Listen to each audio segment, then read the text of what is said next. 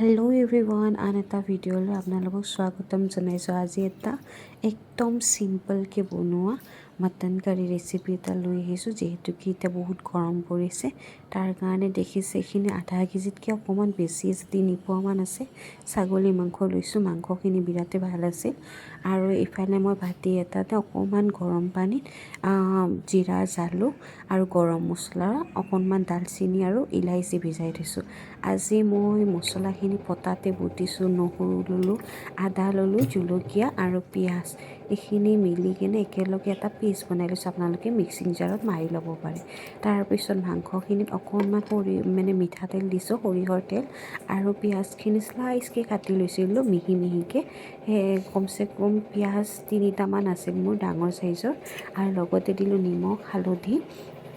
আৰু এতিয়া যিখিনি মছলা পিচি থৈছিলোঁ পেষ্ট বনাই, সেই মছলাখিনি দি কেনে এতিয়া ধুনীয়াকৈ সানি ল'ম। পূৰা মাংসখিনিৰ সৈতে ভালকৈ সানি ল'ম, যাতে গোটেইখিনি মাংসত মছলাখিনি ভালকৈ লাগি যায়। হাতেৰে ধুনীয়াকৈ সানি ল'ম। এয়া দেখিছে মই পূৰা হাতেৰে বহুত ধুনীয়াকৈ সানি লৈছোঁ। গৰমত খাবলৈ এই মাংসবিধ বিৰাটেই ভাল। একদম চিম্পলকৈ বনাইছোঁ। আপোনালোকে এনেদৰে খাই চাবচোন, বিৰাটেই সোৱাদ পাব। এয়া দেখিছে এতিয়া মছলাখিনি ধুনীয়াকৈ মই সানি ল'লোঁ, হাতেৰে সানি লৈ এইখিনি মেৰিনেট কৰি থৈ দিম প্ৰায় 15-20 মিনিটমান সময়। আপোনালোকৰ হাতত যদি সময় আছে আধা ঘণ্টামান থৈ দিব। এয়া মই মাংসখিনি মেৰিনেট কৰি ঢাকি কেনে থৈ দিলোঁ। এতিয়া মই মাংসখিনি প্ৰেছাৰ কুকাৰত বনাম। আপোনালোকে যদি পাৰে মাংসখিনি কেৰাহীত ফ্ৰাই কৰি ল'ব পাৰে, কিন্তু মই প্ৰেছাৰ কুকাৰতে একেবাৰে ফ্ৰাই কৰি বনাই ল'ম।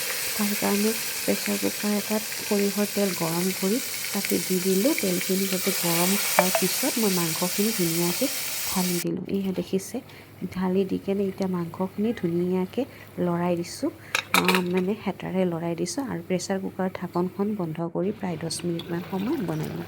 এয়া দেখিছে মাংসখিনি এতিয়া পানী ৰিলিজ কৰিছে।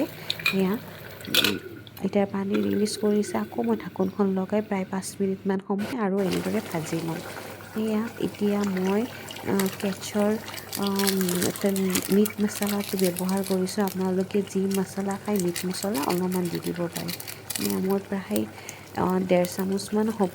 মই যদি জোখত হেৰি কৰিব যায়, মই মিট মছলা দি দিছোঁ। মোৰ আন্দাজ আছে, সেইকাৰণে মই পেকেটিৰ সৈতে ঢালি দিছোঁ।